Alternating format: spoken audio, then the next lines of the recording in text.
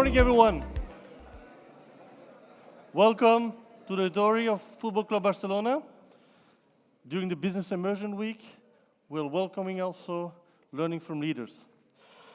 Today, we have the honor and privilege to welcome two business leaders to the Learning from Leaders conferences.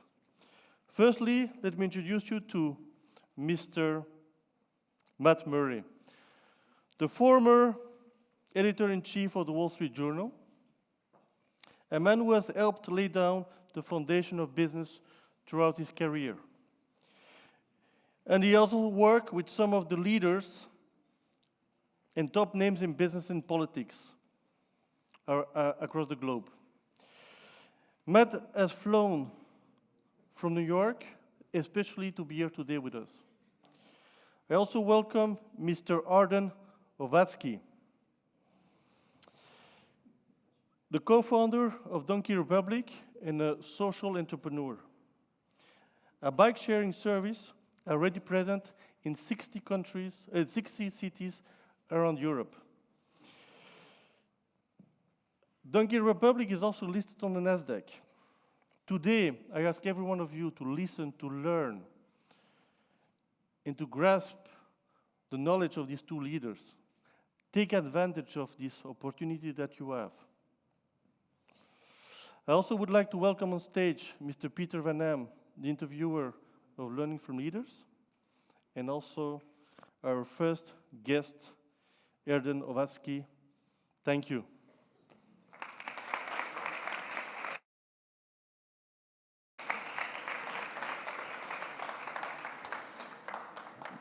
Well, welcome to all of you. It's such a pleasure to be here. This is not my first time at FC Barcelona. Is it your first time at FC Barcelona, Erdem? It is my first time. Yeah, so, I guess as young people, we might have dreamt of being here as footballers, but, you're here as a business leader. How does that feel? Feels great. It's the next best thing, I suppose. I should say the pronunciation of your name is Erdem Ovacik. It's Erdem Ovacik, yes. There's a temptation to make an Eastern name of it, but it's a Turkish name, so Erdem Ovacik, yes. That's great. We have 113 nationalities here among the audience. Any Turkish people in the audience? Over there, great. And over there, fantastic. So we look forward to hearing from you also, and as from everybody else later in this conversation. Erdem, we're here, of course, to talk about your venture, your baby, I may call it perhaps in business terms, your company, Donkey Republic. And I want to just gauge from the audience, I know you've all been waiting here for a while to see us. I just want to gauge, who of you has ever used a Donkey Republic bike? Go on. Okay. So about a quarter, I would say. And who of you has used a Donkey Republic bike in the past week? Over there. And now and over here. And now I want to ask you, Erdem, have you used a Donkey Republic bike in the past week here in Barcelona? Not in Barcelona. I just came last night, but yeah. So you're an active user of your own product. Tell us a little bit about Donkey Republic. I mean, I know it as a bike sharing service. I use it in all the cities where I come. Barcelona, of course, over here, Geneva and Munich. But where else can we find Donkey Republic today?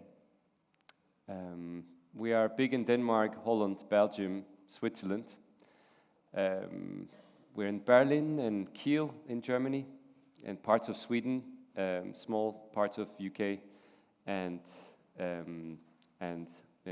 Barcelona. And Barcelona, of course, and Hungary, Budapest. It's an amazing story, I think, because it is one of those rare, let's say, successful startups that introduces also technology that's actually originating in Europe, that has been started in Europe. Could you tell us a little bit about the origin of the company and how it came to be what it is today? Sure. Shall I start with when I got the idea, or? Yeah, I'd love to know that, because obviously, on the one hand, you can have an idea, but to make it into a successful venture, I suppose, is a whole other matter. Right. I was living in a Copenhagen apartment, 2012, and I was sharing it with a Spanish guy. He was repairing old bikes and putting a combination lock on them, and then lending the bikes to his friends that on Facebook Messenger. Wow. And I had been very fond of bike sharing in general in London and Paris, these docking stations. But I thought they were not very user-friendly. And I thought my friend was doing a great job. And then I thought, can we make this a digital lock instead? And I was sort of struggling with my first startup, a digital or direct democracy platform. So I was very entrepreneurial and thought, maybe there's a market for it, and I'd love such a product myself. So I started investigating if there was smart locks already in the market. There were not. One would have to create a smart lock, and started doing workshops in Copenhagen, bringing in people. And smart lock, of course, meaning that you don't have to dock the bike, as happens, for example, in New York or London or Paris, but you can simply just lock it as you lock any bike, but you can unlock it with, for example, your smartphone. Correct. And these are early days of smartphones, so most people had a smartphone, but there were not that many products that you could access with your apps. There were, in fact, no apps for renting a bike. So those city bikes, you had to sort of do a thing on the side with your credit card and on the I remember that, digital screen. So we were the first app to rent a bike from. And for the first 2 years of Donkey, we were the only one. I mean, it sounds daunting to me because it's got to, you got to, in your mind at least, it's got to take a lot of technology, a lot of capital to get that started. And you're saying, the idea came from me, from like a guy that I know that sort of rented bikes on Facebook Messenger. That's a far way away from having a successful technology startup, if you will. So how do you go from just that idea to accessing that technology and then being able to deploy it with some capital? Yeah. I think talking to a lot of people who are a bit in the business, seeing if there's demand before focusing on product. Donkey was maybe my third engagement, and I think the mistake often entrepreneurs do, and I definitely did it for a bit, was to focus on the product, and if it works perfectly, then people will want it. But I think engaging early on, is there real demand for this in different ways? So when I met my co-founders, we started to call university campuses and corporates to see if they would buy it, if we built it. If it was sort of limited to the campus then, or limited to the corporate campus, Right. that was your idea of what might be a viable market. To start with, like a beachhead, the first place where you could see things happening. But another thing we did, which was really funny, but without doing that, we wouldn't have gone all the way. So I had a bike, and just a regular bike. I put a sort of pan card, A5 basically, I printed out. You can rent this bike. And I stick it to my bike, and we went with one of the co-founders to one of the busier train stations in Copenhagen. Morning rush hour, people getting off the station, and the bike is there. And then on the bike, there's this big A5 thing that says, you can rent this bike on your phone. And we're stopping people and say, would you like to rent this bike on your phone? Of course, you could not rent that bike on the phone. There's a fancy term for it, fake door test. Has anyone heard of that term, fake door test?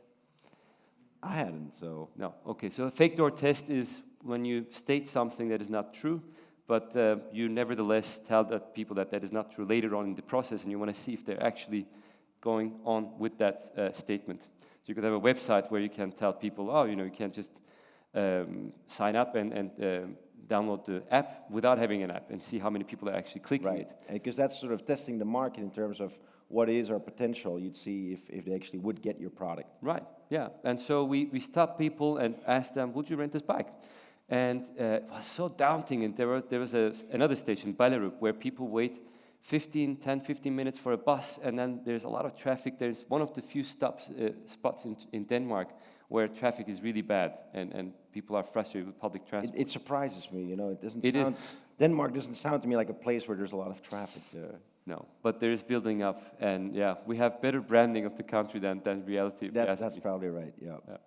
So a lot of fact-finding, talking to people, both individuals, the potential customers, without having the product, verifying what the conditions are to make it work with them. But honestly, the first 100 bikes we bought before we were paying ourselves in a salary with the angel money, Sure. we put them out in a town called Roskilde, Oh, sure, that's where the music festival is. Exactly, of course. right? Yeah. But we didn't put the bikes when the festival was. We put it on a regular day, and we handed out ice cream for people to download the bikes, the app. And I went home, and I'm just looking at the database and seeing how many rentals there are. And after a whole day, there was not a single rental. Oh my God. Oh my God, I was like, okay. So you were basically down 100 bikes in capital investment and 0 rentals to prove for it. Right, and that was after our first launch, like I think in June 2015. The app is there, and it's just nobody renting. But there's a beautiful comfort in 0, because 0 is, it's because it doesn't work yet. Something is wrong. There must be a bug, right? Because if it was 1 or 2, then it'd be like, well, it's not very popular. Exactly. If it's 0, it's like it's probably not. Once we launch, it's going to be the hockey stick. So what happened was on Monday there was 1 rental, and that really crushed me because I was like, it is working fine. So we realized that was not the right place to start. But we ran 4 tests. We ran the test in Roskilde City. We ran corporate sales, university campus, and then sales towards tourists. And that was basically sort of to test which market would have the most traction. Right. And so what you would do is basically equivalent of like a pop-up store. You would take your 100 bikes, put them in Roskilde to see what happens, put them on a corporate campus, see what happens, put them somewhere else, see what happens. Exactly. And actually, even the funnier part, so with the tourist one, we wanted people to get the perception they could rent the bike from the street for a day or 2. So we created a web shop for it, and then the app was not geared towards tourist use. The app was like a single ride, and you don't want to get the 100 bikes lost in the city with those single rides. Right. So we created 4 hubs or 5 hubs around the city on the website, and then there weren't any bikes there. We just said you can rent the bike on the street. And we put it on the Google Maps. We registered some street stations, which we could. It's all very, dodgy. But anyway, we did that, and then people started to get this thing. Like they would book the bike without seeing the bike from Google Ads, and then they would buy it, and then they are going there. We know that they are going there. So we had to rush make out sure there there on is the a bikes. bike. So we'd be biking the bikes there and park them and lock them. And then wait for them to come. A very concierge service for bike share. So this is the first month or a couple of weeks where we saw a huge traction with the tourists. So we took all the 100 bikes and made it more automated. Wow. So that's how you go from 0 to 1, as they say, in entrepreneurship. I think making very cheap tests is super important. So the trap is to trying to create the perfect product, and if your product is not really failing when you're first testing it, then you've gone way overboard in building the product. Good enough, as they say. Build a good enough product to get started. Yeah, well, yeah. So tell us about the capital investment that you needed in that first phase, and where did it come from? Was it just you putting all your savings into the company, or did you get outside investment from the get-go? Yeah. So in a previous startup, the direct democracy platform, I had put my savings into it. And so that was gone? This is, I worked after that for a little bit, and I had a bit of savings again. But the lesson learned for me was that if you cannot convince what they called fools and friends to put sort of first money in, then you should maybe do it. So, and it's also, it's a great thing to pitch and to learn from people's reactions when you're trying to convince people to put some of their money or their labor with you, which is the co-founders recruitment process, right? So I was going around and talking about it and raising angel money and getting the co-founders, and I think we had a great team, and we stuck together for 10 years, and that's a very actually unusual thing if you ask our investors. Because we went through really rough times, and that's when teams usually fall apart. Yeah, it's difficult to keep together.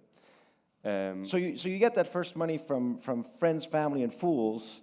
Perhaps some family were fools and some friends were fools. But in any case, so you get to that first round to get those 100 bikes, and then you put in your own sweat equity. Doing the concierge bike delivery those first few months. A lot of product building, a lot of trips to build the first smart locks, because there wasn't any smart locks in the market. It exploded 2 years later. Actually, I hear that our Air Donkey campaign, we did a campaign to figure out if we could spread the model outside of Copenhagen. What was our sort of go-to-market to grow the model? So we did a Kickstarter campaign called Air Donkey, where you could buy a lug, put it on your bike, and then it could be rented by tourists. Oh, wow. That's how we met actually a lot of bike shops around Europe who wanted to basically put the bikes on the street and then not be limited to the shop hours. And it's a convenience because then you could charge people a deposit before they get access to the bike. Sure, yeah. You don't have to deal with the passport and all that. So that became an instant thing.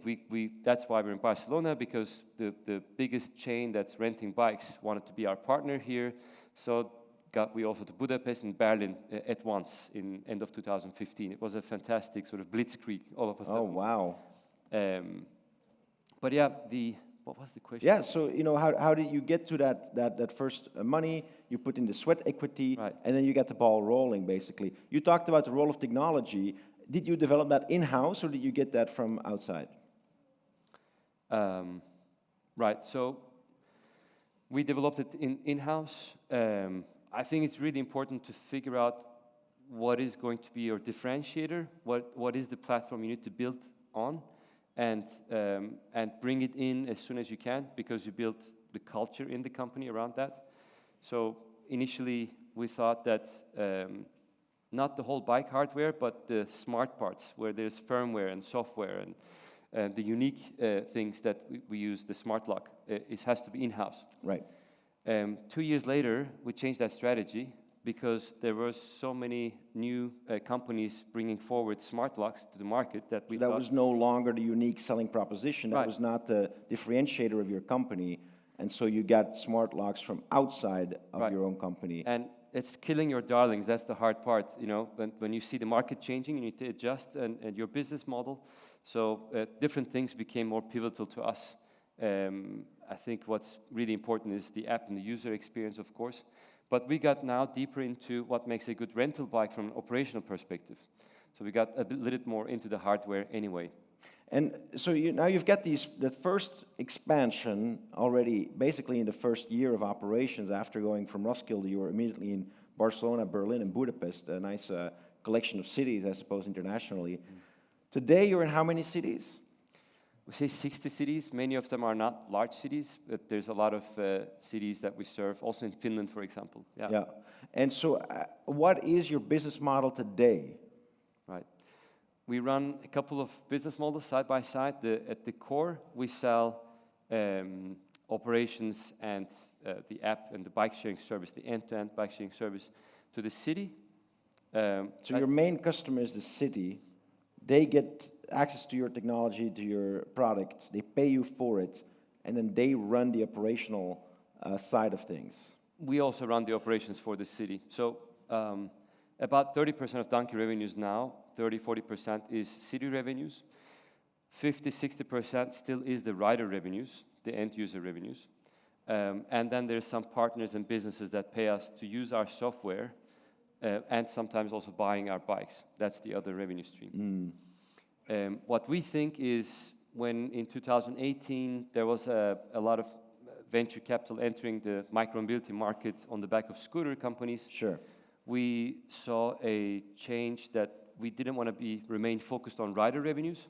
We wanted to be, and that was from the get-go our vision. Because of course we all remember the images of, like, especially in China, for example, this competition in that bike sharing market there, like the huge mountains Right. of bike sharing companies being piled up because they were flooded. And so probably people at that time realized it's not a viable business model to just depend on rental revenue if there's a competitive market out there. Yeah, let me just spin this story. This is very interesting.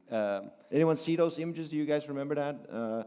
These images of like piles of bike shares, no, in China. So they were like in Beijing, for example. I saw them in real life. Yeah. And that was sort of like a real hardcore competitive market. Yeah, so what happened is there was no bike sharing as a sort of venture industry. In fact, when we first raised our first venture capital, the biggest issue was, is this a large enough market? So you have a nice product, you have good traction. Those are some of the key things that venture capital asks for. But is there a big enough market? And Just 5 years later, or 3-4 years later, this market is now said to be $1 trillion market, and the question was that we had to justify, could this be a $1 billion market? And you know, I tried to document, yes, of course there's a big market here, but one of the key issues I think with Europe is that our venture capital, our risk capital is very risk averse. In Europe, of course, the right. place where you started and where we are. Yes, and we should be spearheading this concept because we're from Copenhagen. This is where people are actually commuting by bike. The all bike time. capital of the world, if Right, you will. one of them is Amsterdam and Copenhagen, right? So if you, as a venture capital in Copenhagen, don't get it and can't stand by it, No then one will. Who should? Yeah. Only 2-3 years later, when Silicon Valley adopted the idea that micromobility is big, and they even created the word micromobility, boom! All of a sudden, all Danish investors were like, "Okay, yeah, we should invest in a micromobility company." But it was too late, because they already raised hundreds of millions. That, you know, you gotta sort of do this first at your home turf. But finally, where did you get the money from then? So first it was angels, and I think I pitched to 50 or so angels, and I got 10, 15 angels to invest, and I think that was sufficient to get us the bikes and to prove the first traction. The founders also had to sometimes step in and fund ourselves. And then year and a half into it, we got our first sort of seed round, if you like. That was, I think, $1.5 million or 2 million euros, Right. something like that. Typical sort of low millions investment. How many funds have you gathered to the present day? 45 million euros. Yeah, so that's a decent-sized sort of scale-up, if you will, of a company. How big could it be? If we talk again in 2030, for example, how big would Donkey Republic then be, both in terms of its capitalization and perhaps its cities and size of the market? 2030, you said? Yeah, I mean, you know, I said 2030. Yeah. In my first pitch decks, which was 2015, I'm pitching to angels and first VCs. I was putting 1 million bikes by 2020. The year after, in 2016, I was pitching 100,000 bikes by 2020. And in 2020, we had 10,000 bikes. Right. But, you know, it was 100. Yeah. Now, the other part of the story that we parked in end of 16, when we had raised 1.5 million, we raised 1.5 million in June 16, and I felt top of the world. We were the only company that was doing micromobility, going to cities, deploying bikes, and getting traction. Just feeling top of the world. But a year earlier, we had done our Kickstarter campaign. And what we realized is that in China, a company called Ofo had started looking into bike sharing. And I met Ofo founders later, and they were inspired by our Kickstarter campaign. And they had started in university campuses about 6 months after our Kickstarter campaign. And they raised their first 10 million 2 months after us, after our first 1.5 million. And 3 months after their first 10 million, they raised 100 million. That's right. I remember. Those were the blue bikes, right? Am I right? No, those are the yellow ones. Those are the yellow ones. Okay. And another 6 months later, they raised another 500 million. And this is for me like unimaginable, because when we raised the 1.5 million, I thought we are going to own this. Right, you're gonna get on that hockey stick. You're gonna Right. get there. And so obviously you didn't get there. But where would you now say you're gonna get? And we know, of course, that it could be 1% of 100% of your target. Right. But where do you Exactly. think you'll get? Can I just say something about Ofo? Please, I mean, Yeah. please. So this yellow bike company, Ofo, they raised, within their first year, $500 million. And they produced, within 2 years, 10 million or 12 million bikes. Within 2 years. Right. You could not get a bike in Europe. There was actually pretty serious pressure on the cycling industry, because I sat on the board of Cycling Industries of Europe. All the frame manufacturers in China, for a time, were really, really stressed. Because a lot of venture capital went there, but the business model did not work. So they grew very fast, but these bikes would not last more than 6 months. But Hence the huge piles of bikes that I saw in Beijing. exactly, because they didn't have the capacity or the business model to fix the bikes. They just had calculated that the bikes would last for at least 2 years, maybe 3, and then it would earn themselves back.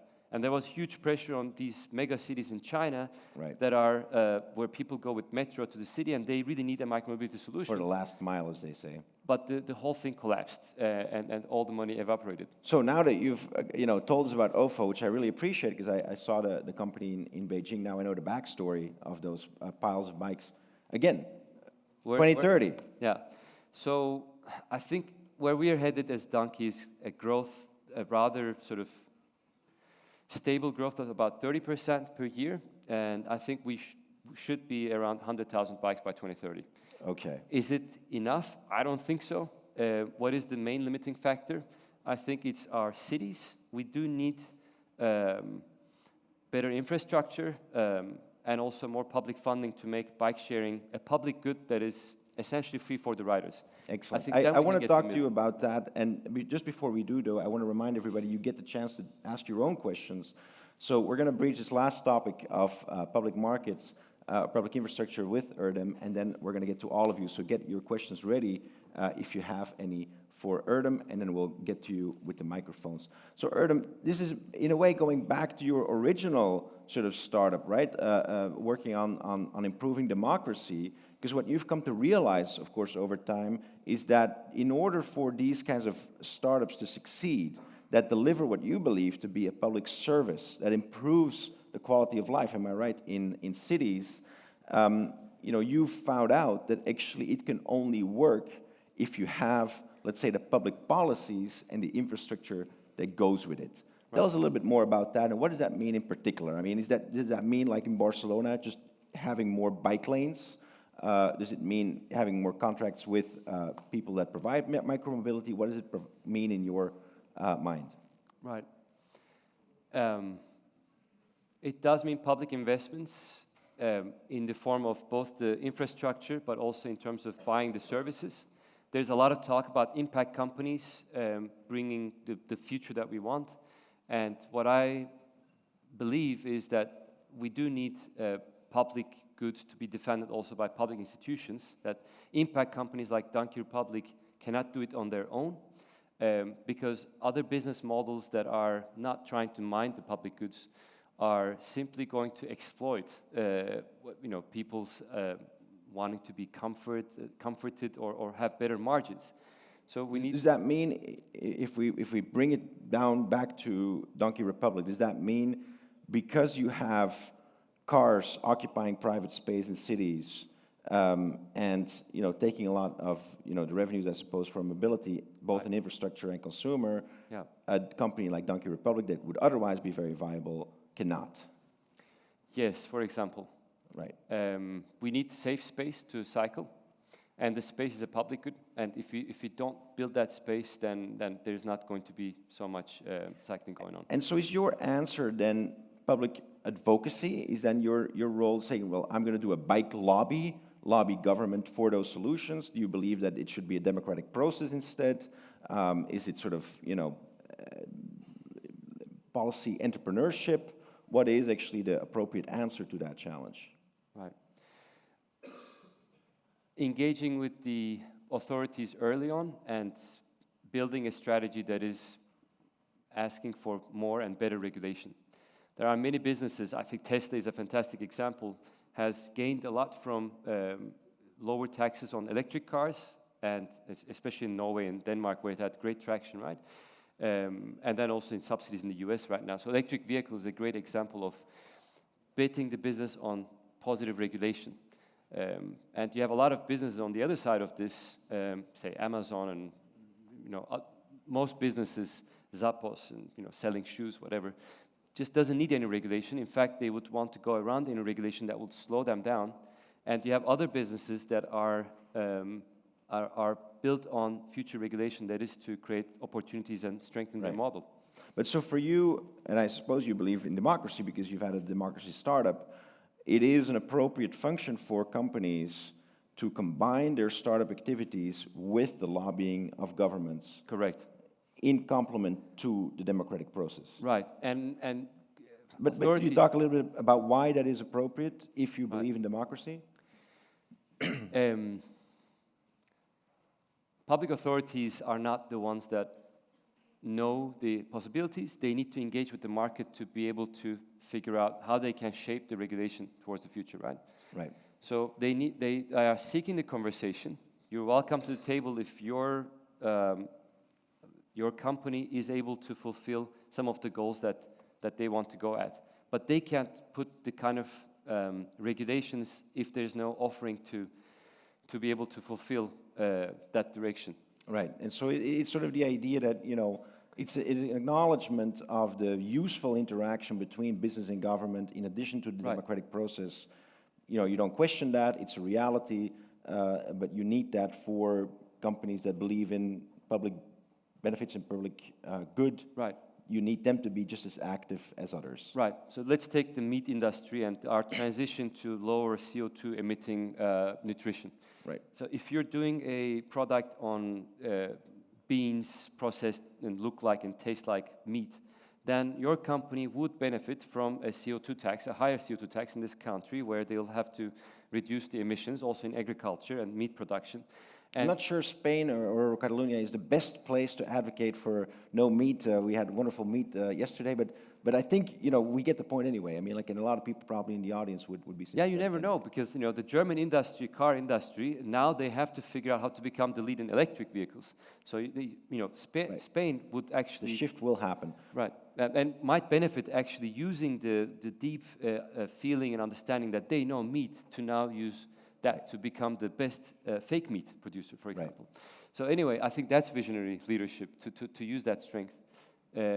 But if the public authorities don't have this industry collaboration to talk to the fake meat producers and say, guys, we can actually do this and taste like this, and, you know, we can do it with then without that conversation, they can't regulate and say, now we're going to increase the CO2 taxes, because there will be an outcry. Right. So they have to have this very vibrant dialogue. It's, you know, you mentioned the term fake meat. You know, we'll talk later on about fake news. I'm not sure that fake meat is the best marketing term. So we're about halfway the conversation. I want to now open up the floor to questions from the audience. I've got plenty more questions, you know that, Erdem, but I want to give an opportunity to all of you to ask some questions. So if you have a question, please raise your hand. We'll come to you with the mic. State your name. I've got a question over there.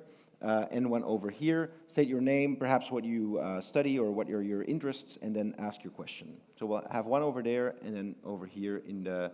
We'll go to the person behind you next, and then we'll come up to you.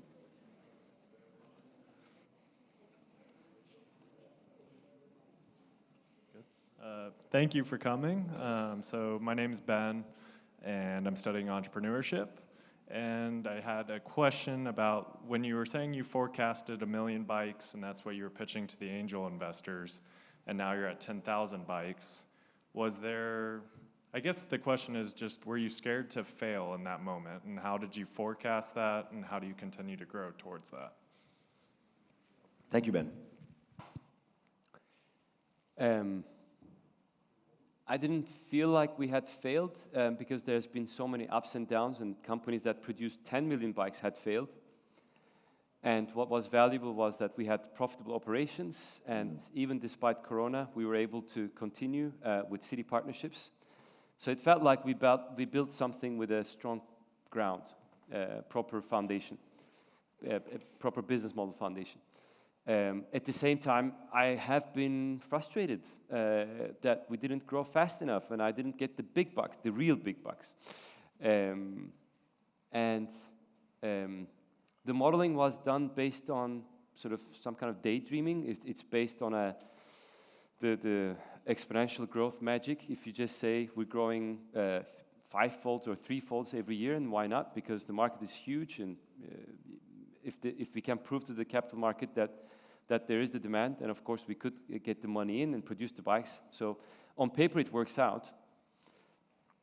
That's why why I've pitched it, and you know, as it happened in China, it was possible for some companies, right? Right. I mean, I guess, you know, a rated question would be, you know, you've talked about how you've got a practice where you fake something, right? Where you fake a product that you don't have and you test whether it works or not. You know, you talk about promising something to investors or making predictions to investors. Right. You're able to deliver only 1%. At what point does it become sort of basically deception, right? Like, I suppose the bottom line that you had here was we had profitable growth. Right. And that would perhaps be sort of like in both a Right. financial and ethical line Yeah. that you want to get above. So I believed in the 1 million bikes. I wasn't trying to deceive, actually. And later on, the European investors, I have to say European focusing on that, because they were like, hold your ground, hold your horses, you don't have to grow that fast, and sort of, I was reading more the American style and maybe the Chinese stories of first to market, big money, and you're the killing the market, and I sort of wanted to get there, but it wasn't a focus or trying to deceive investors. Right. At the same time, when I had doubt that we could grow so fast, a year later with 100,000 bikes, I was also compelled to say, investors, take your document and they'll discount it at a great amount. So if you say 1 million, they'll think, okay, 100,000. If you say 100,000, they'll think 10,000. Right. So you better put an ambitious figure there. I see, that makes sense. We got 2 questions over here, gentleman over there, and then the next one. Do you have a microphone? Not yet, so then we'll bring one over there. Oh, it's over there. Let's start with these 2 over here, and then I'll get to you.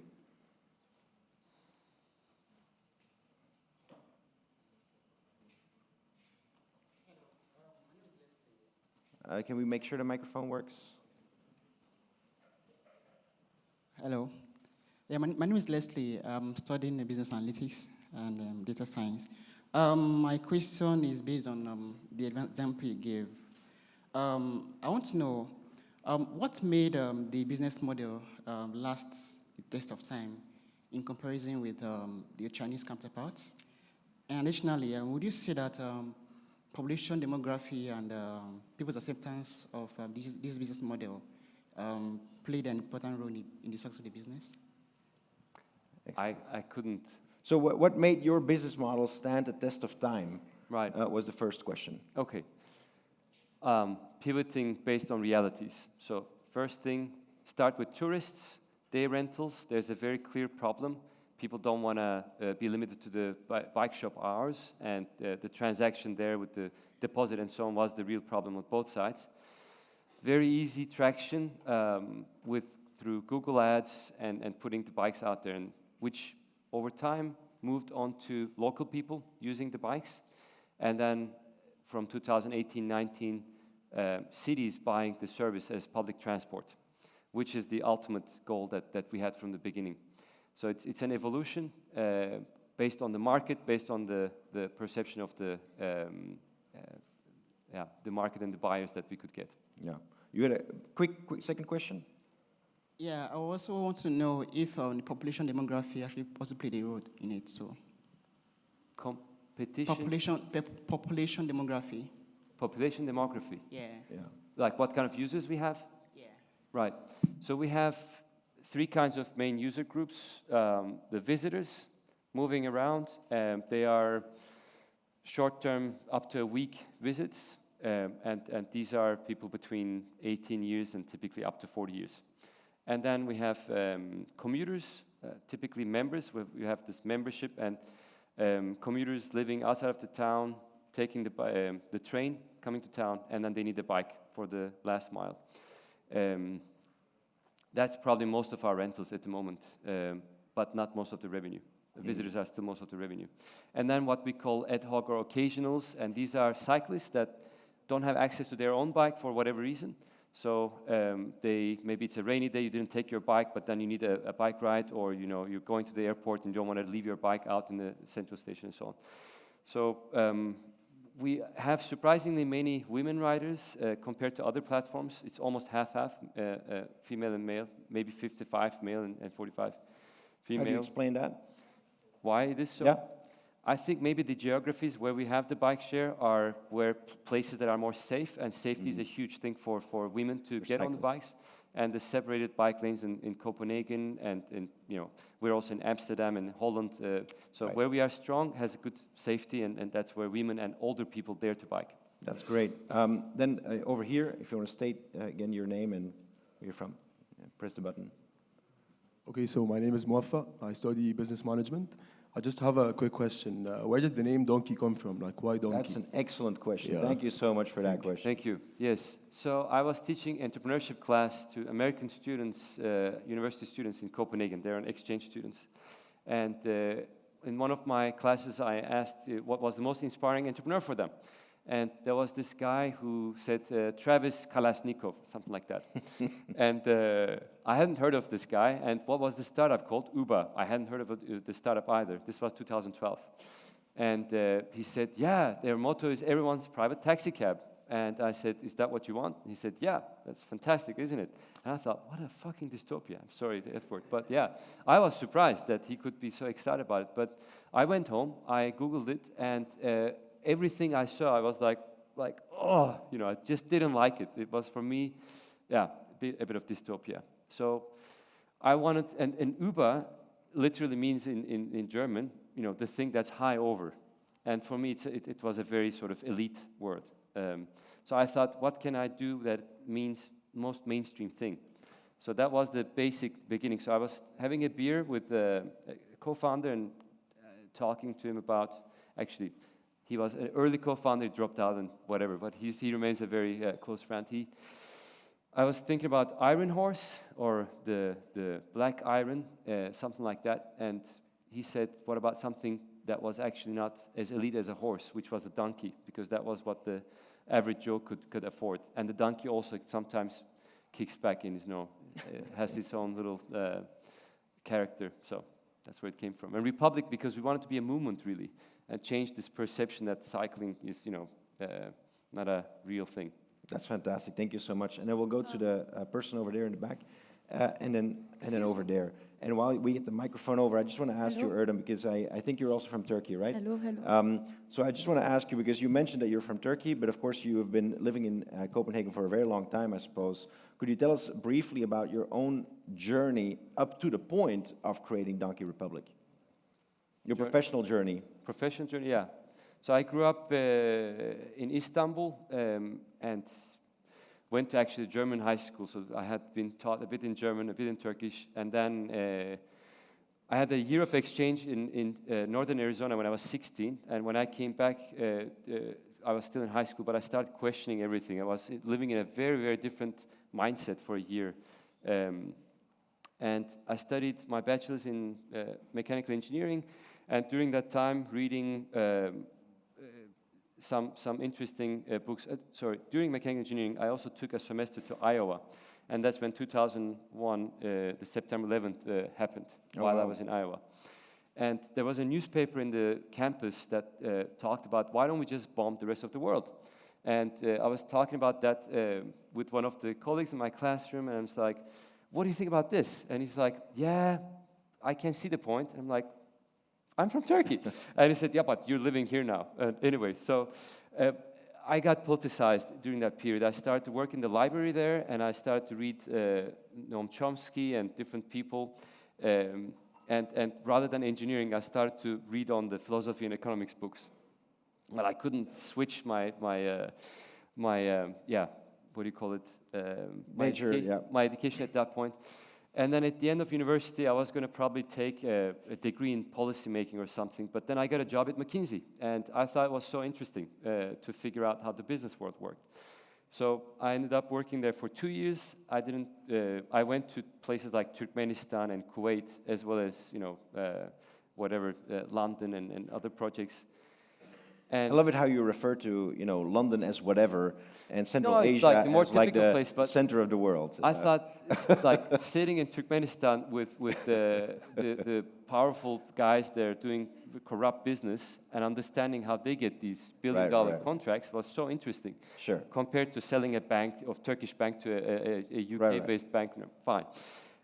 But yeah, it gave me an impression of how the world worked, but I wasn't very finding the meaning in it. So I studied public policy in the US at Berkeley.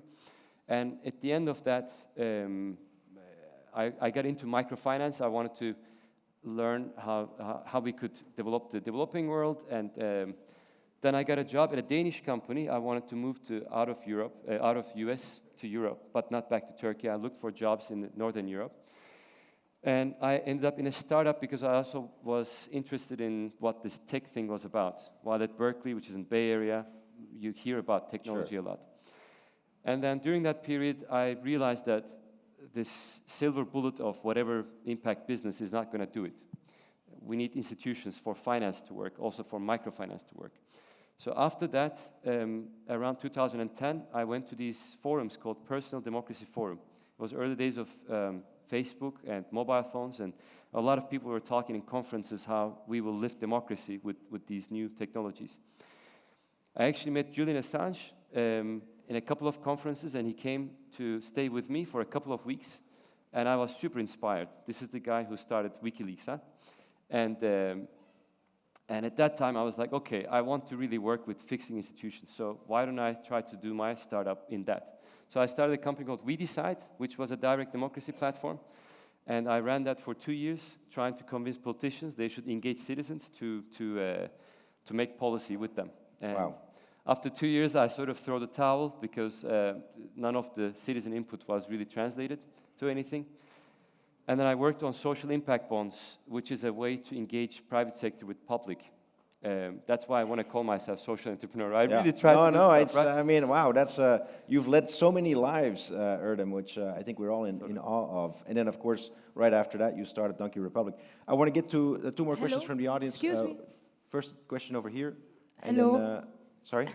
Oh, and sorry, we have one over there. So we'll go to Hi. you first, and then we'll go to Good gentleman morning. over So I just wanted to ask, India being one of the fastest growing economies for 2024, do you consider investing and bringing Donkey Republic to India?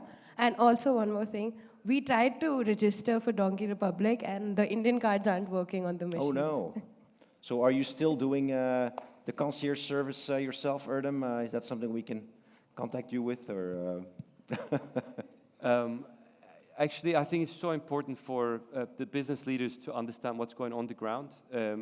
I try to be in our operations once in a while. I failed to do it enough, but I did a bit.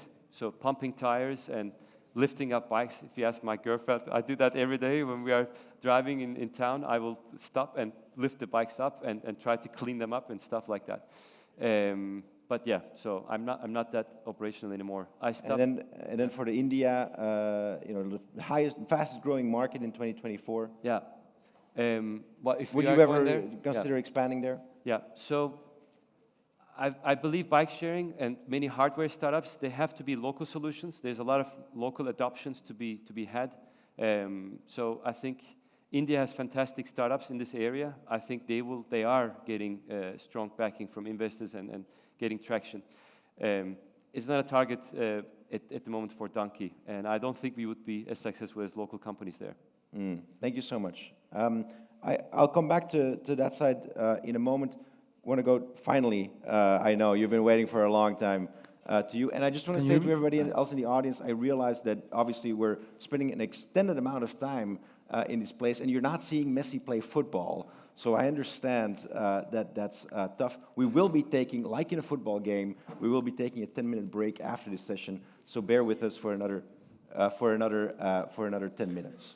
Well, my name is Sebastian. I study sports management, and I have 2 questions for you. The first one would be, you mentioned that your pitch numbers reduced over the course of the years. Do you think, or would you say it was a miscalculation or being over-ambitious, or was it just you dreaming big and then realizing that it was not possible? So would you say that pitch number was a positive or a negative part of your initial part of your company? Thank you. I'd say it's a positive thing. It was felt in me that we could go there, but also there's a culture around in pitching that investors expect that you will put the upper hand or upper part of whatever is possible in your mind when you're pitching, because they'll discount it. They'll take it with a big grain of salt and discount it to what they think is realistic. Excellent. I think we got 2 more questions. There's a gentleman over there, so if you can pass along the mic to him. And then there was a question right there as well, I think, from the lady on the left. Yeah, sorry, we'll go to that gentleman over there first. And I know that Erdem will be here also during the break, so anyone who does not get a chance to ask a question will be able to take that later. Go on. Hello, I'm Nadir. I'm doing business management, and I would like to know what are the challenges that Donkey Republic face today. Thank you. Great question. When expanding to new cities, we realize that there are different local conditions. That's why I also say it's not for us to go to India. But for example, when we expanded in France and Spain, we could see different kind of fraud and different kind of issues that we wouldn't see. Other challenges, the financial markets have contracted, so profitability is very important at the moment. Thankfully, Donkey had been running profitable operations. We're about to announce overall company profit, not this year maybe, but next year for sure, or hopefully. And in that, you have to be more lean and invest very carefully. And also, we had to close down a couple of cities that were not profitable. So more focus on lenience, and there's less availability of debt financing, which means your growth opportunities are also more limited. Bikes, unlike cars, you cannot get easy loans on them because they don't have collateral value. So it's a problem not just for Donkey, but the industry, that you cannot get the same kind of debt financing for bikes as you do for cars. That means you need to raise a lot of equity to be able to finance even your assets like bikes. Excellent. I'll take I'll take two more questions. One over there. Go on. Hi, so my name is Leika and I study PR and communications and emphasis in business. So I have this question regarding Noam Chomsky. You said that you are an avid reader, and as we know, thinkers like Wittgenstein, Noam Chomsky, they're the ones who have craved the basis for theories such as universal grammar theory. And I personally believe that is not only a theory, but a mindset that everywhere you can find a blue ocean and you can always innovate and get through life. Has Noam Chomsky's theories and his way of thinking helped you out with developing the Donkey Republic and your other endeavors? I had not thought that Noam Chomsky had anything to do with blue ocean, like business strategy, but yeah, if there's a connection, that's great. I do believe that looking for opportunities that are distinct and sort of blue ocean is what's more meaningful. And I think another guy I would like to drop the name of is Guy Kawasaki or Simon Sinek, start with Y. So I think making meaning, not just money, for me, gives a lot of energy to do something. So not doing something better on the margins, but something that's quite different, that even if you're not successful, if you're not the biggest sort of the owner of that industry, as Donkey Republic is not, but we still have brought a lot of innovation to the markets, to humanity, if you like. And that feeling of having made that meaning for me is super feeling. Yeah. Excellent. Thank you so much.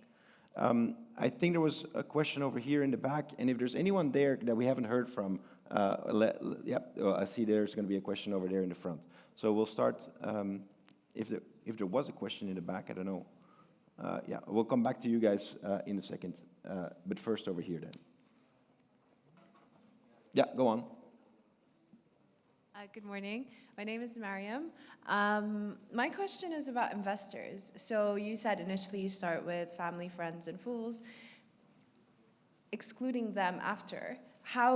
What did you find was the best approach when pitching to investors, and how did you find these investors? Did you go to, for example, how do you target them? Is there specific investors in your industry or specific people, research? And when you do pitch, what did you find was the biggest selling point for your startup idea? Thank you. Right. Investors do enjoy companies that did their homework in terms of identifying which are the relevant investors for you and why you want to contact them. It really goes a long way. And knowing what they had invested in, knowing their comfort zone because of the individuals in the investor house, whatever they are, what did they work with before, and how does your company relate to those things? That gives them a lot of comfort, and that you do take your time to prepare, position, create the constellation where you can meet this investor. That is not a copy-paste of a mail that you sent to 50 different investors. I found that most meaningful. Maybe introductions of people. There's still, I think, carries a lot of weight that someone who knows you is introducing has something. Yeah, I'm a little blank outside of that. But in this economy, for example, right now, what would be the best approach? Because right now there's a kind of a recession, inflation. It's for an entrepreneur, what would be the best approach, or strategy? That's an excellent question, because of course you operate for a long time in a low interest, low inflation environment, and now it's very different. Yeah. So I find investors to be very sheep-like. There are echo chambers of Silicon Valley. So there are some terms that right now are a go-go for a lot of investors, like AI. So one thing you could do is to position yourself as part of one of these growth areas. Trends, yeah. Yes, trends. I think besides that, it's a business model that really has very short-term profitability ambitions that is realistic, that you're not going to need investment capital the coming 2-3 years. I guess, and an easy exit or merger proposition, because you're in the vicinity of what some other companies trying to look for. Excellent. Thank you so much. And I see we've got time for one more question. I think I want to go to the gentleman in the back there. Hello. My name is Nikita, and I'm currently working on a fintech company at the sales manager position, and I would like to ask an advice from you about how you find out the way to develop a software and app for Donkey. Thank you. We developed in-house from the get-go. We didn't have so much money to pay good salaries, but we convinced the developers with some warrants or some stock, the first couple of developers. And we really tried to engage them in the understanding of the business. And we had to do a lot of effort to find the right person, because they didn't have to only be a good developer, but also appreciate being in a sort of early stage startup and being part of the building of the strategy. And the big pitch for them is to have more influence on a business that they've typically worked before in a big organization and told what to do. Now they get to decide how everything should be done, so there's a lot of empowerment in that.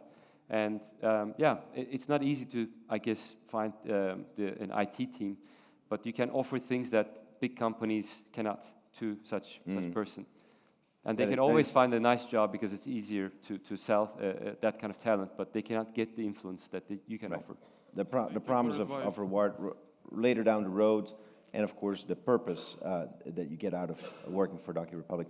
Thank you, and thank you for all of your questions. I know there's some more questions that we cannot get to right now. Erdem will be here with us for the remainder of the morning, so I hope you can approach him and ask him your questions.